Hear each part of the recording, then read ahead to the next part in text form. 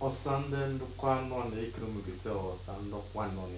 ne anwo meji gosim no kwano TV kete ona fo ile kuni kete kuni dika aboki kuni dika laji kuni dika afa kebsin kuni kete nde umukwenye bu nde ne isunde alakuba ne meba me ya nde muslim brothers and sisters uwe kpono shikasi na poroshi also okay also no car ke moment for work ma posan no point TV my libu se work so work me ba me watching the umra no kwa atiki me sik work ma posan kwashing the point TV be search work me ba ma se photo isa ni just ja a cover phone ni me bo odu pe ke ngba so a nebe doa ani de ndo point TV wa de futu boche chi nde alakoba nde muslim ni me mi fe eche posa shike mbe isuwe meme gba meko mba nkoshi mba celebrate we komba no even no kwa TV kan wushi we odene ma onimo ni ine shike na bo she jam de pasha so we some religion de ko she minibu se we religion da nyi nibu se ni ndo kwa TV obo menye jigwe shi obun de o kaiso ko nde umira no kwa ni so nde ni ndo kwa TV worshiping other religions. Kenebo ufunimowe, yam dem Muslim, or ufunimowe. Ketenia kushi, na fwa nkuni erenesi ke men where or kete. Ne ubotu nina ganene ka ni nenya, we nenya ke ife ya bo onwa kopusa we mume mo tie isi wole zine ya ko bi do fire we ni meme na anwa anwore che women and women are the history, the background of different activity kitana. So ne ekusin kitena ke no se o sound umukwenye the nine because you were Muslim, ko identify with the Muslim, ko sympathizing with the Muslims, ko one body or attached to the Islamic family, and now one could tell no quite TV as you can themselves or no. Anega ni nuze ndo kaiso umuli mo Christmas umuli mo Easter anya bia bia ni cruises we bari hu memo ko make we osinda okwa ke meso mane ani jesu iso me bo ani cruise kono kitene bo kono isubo china ku ni memo yi na ala ni jesi ni jime ko nya asa no bo mi so ni yeshi ijoku ndo kwa na ani ni mo kwa na ni na and you mosque data we don't know mosque and don't know mosque then upon the outside so on the flani so the jibon ifufe ndo kwa na ashe that's in imewe to so that can use the detail on the no kwa na because Muslim no can isu na anwo detail makone mi funu ni opportunity doa she even no posase unofu ku jempa and you kushino ge poge and mani kushi kasi na poshe wa adikimeti film okwan ya be gukwane ndo kwa TV o kan ordo na goshi be share tikasi na de lew ya bo de maka ni promote igukwana anya da the drama and I want to say nde ko say we ye na ni permission we can keep ya programs ndo kwa TV and all that you know say photo na complain ndo na fashion for say with the production the very poor she all the up to standard that because they produce one they go back on they produce substandard movies yabo ifo ni ku akpom na akwa sanjikeme adina nwaye na eweri nde Igbo na eweri nde Hausa na nde Yoruba na yenyin ife mbameto one chokun no ma say ndo na eweri na compare Igbo ndo kwa na anya when we sponsors ofumaro nunge posa wo say 10 million 5 million show the shoot fun Igbo or fun Yoruba bo nempa ne ndokwa no DK iba fun ma go so ke wo say 500,000 naira yo fumaro producer no to kwana sha wo go ego kwana ofuku em ne level ya ke ben more sponsor ne unye FBI film kro me 2008 or thereabout no that film ndo no kwana ka me film ndo nebo ni shoot the film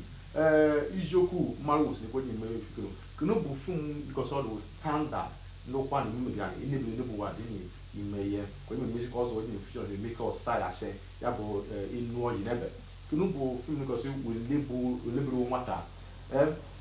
maru kusane tiyego shine very well because you put like me film ya so that standard camera after camera that choiceable location props the real moto nu igbe odore o what they use and professional artists she na dash ego kwa akwa we men of what we dey jikeme how many copies go dey live sell ndị Igbo when you move film kita na because of their market dey wide or the larger than our market no kwa ni we go we be looking like 30,000 copies 50,000 copies 100,000 copies but no kwa no dike ibe lebu gida 10,000 penafia 5,000 copies no dike ibe lebu we take me we say ego back for the see the package of the poor no the poor because some na cho eji put na eji ego emom odo about film to okwan me me I me be sigida ni injine ego me chiri robo ke interest ti ni me ye ke ba sa bu ni me ye okodu nu emomo ifucheze emomo onyi jenebe imeso mo iwo bema ke mo film kwano ni ndo yibo message na sele bo nwa film no ne menne jikeme owo fun nwa na nye at then ya bo iwo bema Mrs Jennifer owo menya mmeni that film nwa mara nwa ya so do ko si film do olu ne igwe so chinoge because some pusa need resources together and support and you remember or those scripts will no na dey to bo but e go dey ma da so the auto now but one day the jikeme could see we ka ro film ne when so when that ka jikeme na encourage we ma we can boost it ne ma ke Juma late Juma don't even know can those are say because when name me you have currently say egun na egun ya obo iwe aji na promote okwane obo iwe aji na mme ke ummu ani na wosa na movement interest na be ifo kwane dem so o si adna support dem na abo kwane support dem mme film okwane si no okwane na ko uka anakoro no no de kufa to na pompa ato na ngasi ni ndo kwane ani na preme chichu yeka ego ni da aji mo na ke ya support ani ke yenye janoku na be jikeme o se even the Igbo nwini ya channel one is show film one film Igbo iso ni Yoruba nwe show channel ni DSTV we move their channel because one is show film Igbo so film Yoruba so film outside so after about and name no sich kuna be ye kan mo to ge ni su kan nwe si channel anye because aka na go se film one iso ndị go se we you na approval na and get that to agreement what if aka ni mo ne sa ni kibele nwata so ndị na-ekwuchiri ya na na-eti mmefu film kwane iwe wonu nwata ndị anwụni anyị tiewo nwata ndị anyị nwụni ke ha ndị ọya anyasị anyị tiewo bụ na-ajọ nọ chukwu mpụsa na sponsor film kwane ni sponsor ya bụ nsogbu enyo fuma jigimi kpọ ni fon na akpara mata ya kubuse she ya amache ungu sno unye nke jigbo ka ikubuse yunye she wa biko ko enye ka o me ko so ni shi ya kemo bengal ka gbana ni wa to bi we straight we see ko jadi na we ku je gbon pai o wa atoni ka wo enu me ifo kwane ibo kwane ni mama ya ko santa la acho mpane ndo kwane wadi funa ni me so njege na arion del ko so we ko ni me na arion no chi ikeba agwo no jikeme gizeni kumuji chukuna be je ka kuma ba ko sa she you for ugbo you know so we the film so ba na bopuru script no le de to jikeme le do on na aga so no jikeme ko ni me se ko ni wata standard ashe ya ba na ashe on ga se go ata you na 100,000 naira about location shooting a film or men like now tina afia jikeme ni ko se on na dia bi wata okay the package nation na package kumena ko ni ikwe umile ko ni ikweshi upromote ni unu me film buwo nda mari go na ye you are run at loss okay we just okay kwe omume ya bi ko ka ajo no kete no kwa tv nde mu le go sponsor ko sane sponsor na ni no ko sa and dawo ko kwa je wo and to le go adi we mo se ko kwa nda ekankeje aso enene ono iwo ne kankeje no also enene gushna betie wetie na ami to so na aso je na keep mu abisi of no also enene so eka ni buku mo ogo so biko ni kujikeme kitchen kire na kwa no kwa TV aje na anwụrụ na-eso ndị our Muslim brothers and sisters na community so ifu wenimemi ni aswana shinebe pusa she nyan kone she the word kita na ona experience mkpumkpu ife akakpo ebe agha ebi na isu no country Israel we no we na no ogwe the Pakistan where you the na maso ncha Iran or Iraq or ndem de kushi ndị bi na akoso obodo na si ndị Muslim is a religion because they promote violence, they promote war, you have received bumaro and guy you with virgins during the cheat. So therefore people were like in the ogle, people like in the food.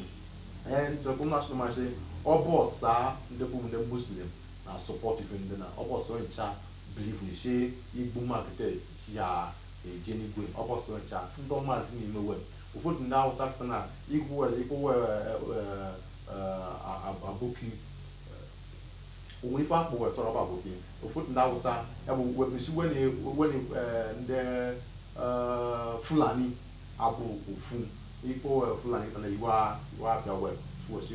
aligbame so n'ime web bụ ime oke ndị ọjọọ dị ime oke ime ndị ọma dị ụfọdụ ndị kwụsị wetekwa religion Islamic religion ko to Islamize the whole world cause of Islam ndị ma na-efe Islam iso ụwa ụka dịgbola ni ụmụife akpọ na religious tolerance ka na tolerate ibe ya na-eshi ụwa na-ekwe obibi kedu bụ religious tolerance na-ekwe okwenye nkwesị ya bụ ofufe ka na-agba ga-ekwu n'ngwụkwa jivitem bụ ọchị bụ Muslim ye ka jie onye ọzọ she almost converted be so ife na-efe ụwa ọdịmma na abụ religious tolerance ọsọ ịbụ asị onye na-agọ mmụọ ye ka ejie onye na-eji ụka ka ọ bụ eso gọ mmụọ kenu abụ religious tolerance okay so ka anyị jikeme ka amụ ele nke ala nke tolerate ibe enyi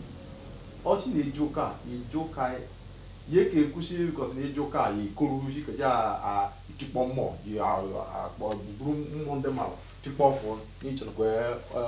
ozobodo buru oka so therefore nde ma ba go amo owa na buru ji tolerance ye ka kwesisi onase ina ago mo si unu chi obodo unu nwe obodo so therefore osande ni obodo no must meme ife no ne go mo no na cause umina ne mo na ime so we must so meme ụwa ọ dịrị nụ ihe ga-ekwesị ya na si bụ Muslim chi unu nwunye right ubu amso mgbu mmarụ ala akpa asị ka mmarụ ọdụka na Bible ka mmarụ nke the Quran so therefore you do not want to destroy things ụwa ọ dị mma n'elu nụ so akụzi kịta akụrụ ya dị ọnụ sị all religions anyị nwere ka anyị jikeme ka anyị tolerate one another i preach ihe mmarụ gwa anyị si besom faith na-efe onye ahụ ekweghị ihe ni good and fine na-efe gbame onye kwụsị ụwa nso dịka eso ife na-efe n'ife oblivu dịbe ya anasị onye ahụ jesi ka o so ebe oblivu onye dị bilive ihe ụfọdụ si chukwu adị ụfọdụ si ụwa si chukwu dụwo ikwụsị chukwu adị ya ka ekwụsị ọ gasị kwụsị chukwu adị si ndị enyi has been brainwashed so therefore you have to unwash them ka ọ dịrụ na-asụ a ka isi imunye kwa ukwelie ni si jokushi chukwade ụwa ife ọ bụ na onye ife ọ bụ oblivu ya arụ onye ife ọ bụ okweli ya soro until you are convinced si ife mmana na ikubi jokwu ebe na kwa ụzọ dị o na ebukpe dị ka eso ife asị ukpe na ebe na eso ukpe ube iji mara eji okay so akwụsịa ka arịọ our brothers and sisters ndị gosi wepụ ndị Muslim gosi we believe ni say it is a must say ọsa ụwa na must worship Islam ya bụ Islam kwee ka itume chi ya bụ official religion dịka nọ ahụọrụ Nigeria na anyị anụ arịkịrịkịrị chi ọdịrị imeji agenda chi Nigeria bụ ndị lesinte Nigeria ka bụ an Islamic nation, an Islamic country. Oje ka digbo lewa biko nye ụlọ ndị mara efe ifu kwelini arịta asụ n'elu arịmonofu okwu ndụmọdụ akụrie dọ ụmụ ikwenye dịka ọsị wee ụnọ ofu otu ụnọ ọsụ n'uje ka ije ụnụ bana ụgbọana ụkwụ ọbụla ụnụ na-asụ etu ya n'ime moto ụnụ ebiri na aja ụnụ tinye ka ụnụ marinyo ka ụnụ amarinyo ka ụnụ ga akọna na anụ ifu tere ma kwuru na ụnụ egere tinye mange tinye nnu tinye ọzọ ifu tinye ụnụ fụ na opportunity ụnụ ebe na-atụ atụrụ ihe tuwe ka ụnụ marinyo ka ụnụ marinyo na-atụrụ ihe biko ni the state our country dịkịta na ọ ga-ekechi ọsọmacha na akara eso sabụna ka arịọ ọsọ ncha ndị na-aba n'ụgbọanị obi na-ekwuye na ịba n'ụgbọanị obi na-akọ akụkọ just mme na amụ na ego ntị oke ikpe tinye ọnụ ọsife nụ na public place because ama ndị dị n'ebe enwere ike bụrụ si ndị security forces ndị DSS nwere ike dị n'ime imewe ndị cover agents oke na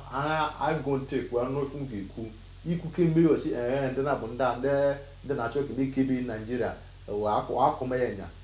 ụfọdụ echi n'obiasị Facebook echi ka ọ gbasara ndị postu na ọsa ife na postu jikọ na obi na-amonitọ ọsa ife kịta na obi na-amonitọ ya mgbachi ka ike agbawa na eka so ndị na-abagara na mgbokwu ụnụ egbokwe nne ya ekpete nyo so ọchị machi ụmụ ikwe dị na mpanye Nigeria bụ shi n'oge bụ oge wa nke na-aga n'eje ụzọ na-achọ na-eje ụzọ dịta bebe wee na-akara eso yi okwu echi ọnụ ọ bụ ọsọ ife nụrị na ya aja ọnụ itinye oke gonte gonante yo emi kwinye kwinishi yini kuri bushi oba akparoka oke ne Nigeria ọ dịfụ onwere ọ dị na so na akara eso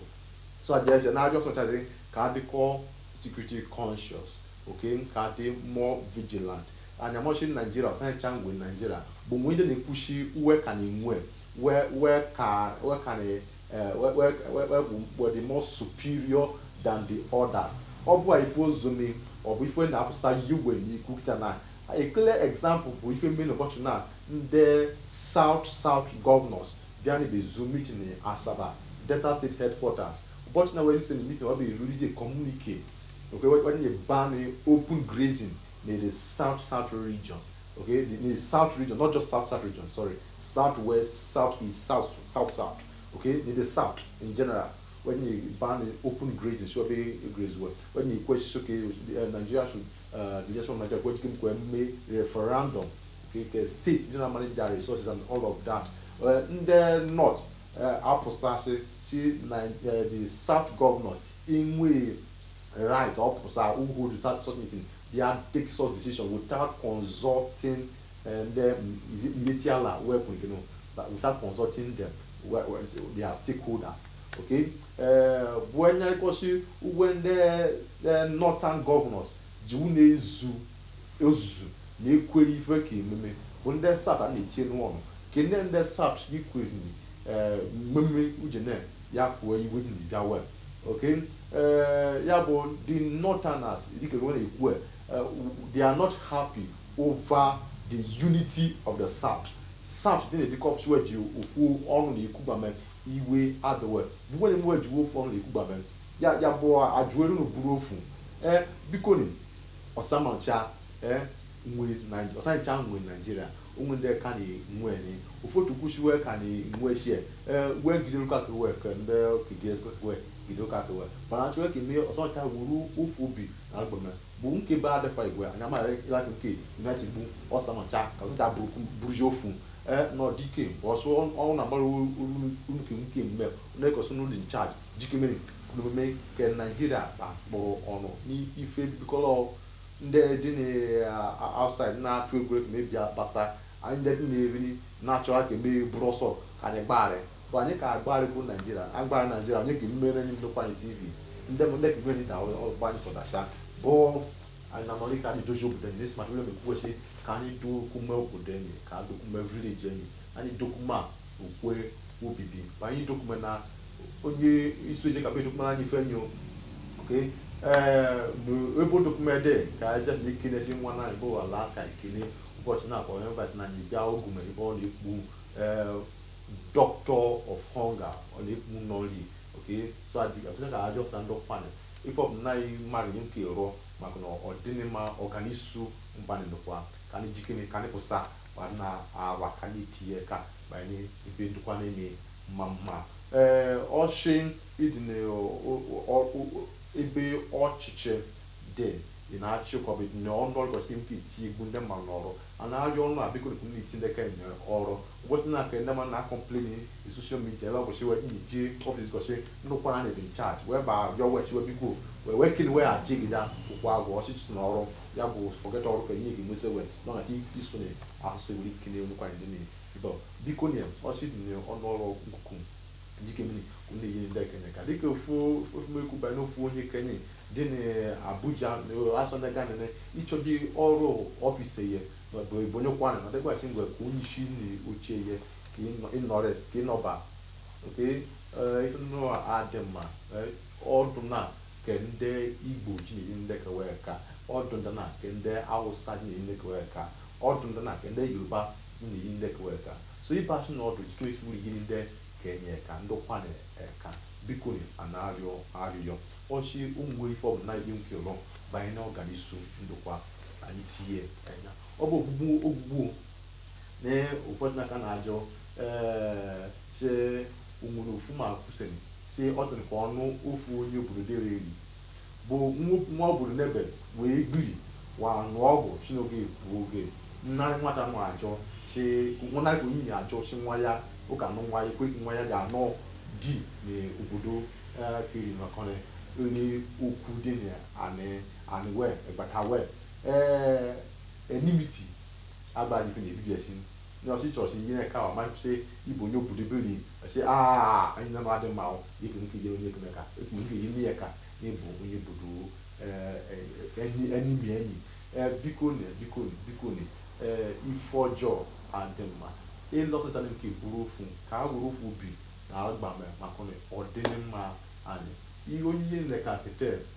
ye ka mara elu ka dasi ichi ni osi nyi gbagara nyizako ndị ihe nleka gbe nye kwenu we ke ihe nye ka be nyizako ye ka of my ka different nenu inobere nenu sabe russia and whatever goes up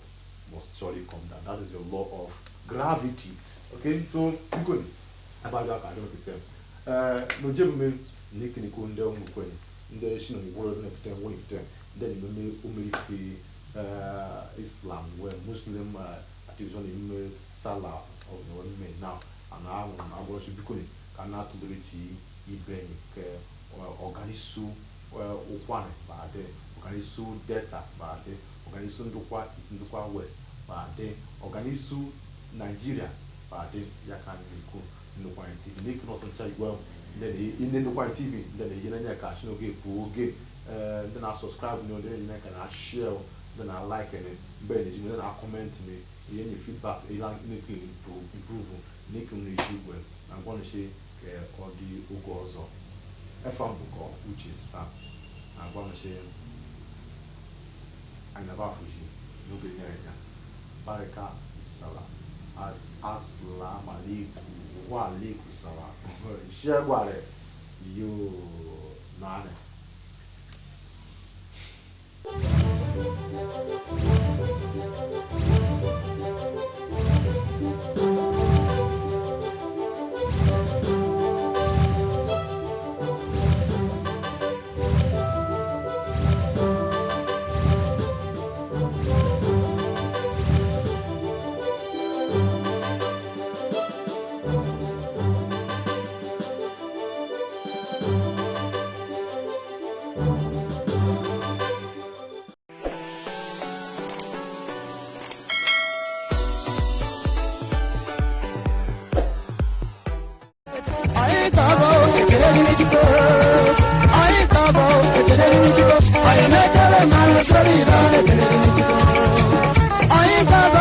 I beautiful.